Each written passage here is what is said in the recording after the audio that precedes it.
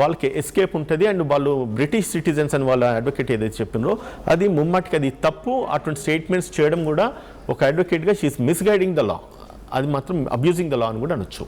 Okay, ఇప్పుడు వాళ్ళు ఇక్కడే ఉన్నారు, బట్ మళ్ళీ అదే క్వశ్చన్ వస్తుంది. వాళ్ళు యూకే సిటిజన్స్. ఫర్ సపోజ్ నేను ఫ్రాడ్ చేశాను, నేను ఒక యూఎస్ సిటిజన్ని, అండ్ మీరు ఇన్వెస్టిగేషన్ ఆఫీసర్, మీరు నా కళ్ళ ముందు ఉన్నారు, అండ్ ఇప్పుడు నన్ను మీరు ఎంక్వైరీ చేసే అధికారం హక్కు ఉంటుందా? లేదు, యూ హ్యావ్ టు గో అంటే ఈ మొత్తం ఆ ఛానలింగ్ అంతా జరిగి మళ్ళీ అక్కడ యూకే నుంచి పర్మిషన్ వచ్చిన తర్వాత, లేకపోతే మన ఎక్స్టర్నల్ అఫైర్స్ పర్మిషన్ వచ్చిన తర్వాతే చేయగలరు. రైట్, అది నేను ఇదివరకు అది కూడా చెప్పినాను. వన్స్ ఎఫ్ఐఆర్ అయిన తర్వాత కోర్టు నుంచి వీళ్ళు వారెంట్ తీసుకుంటారు. వారెంట్ తీసుకుని స్టేట్ అఫైర్స్, హోమ్ అఫైర్స్ నుంచి సెంట్రల్ హోమ్ అఫైర్స్, అక్కడ నుంచి ఎక్స్టర్నల్ మినిస్ట్రీకి వీళ్ళు రిప్రజెంటేషన్ ఇస్తూ ఏ కంట్రీలో అయితే ఉన్నారో వాళ్ళను they will call for the investigation.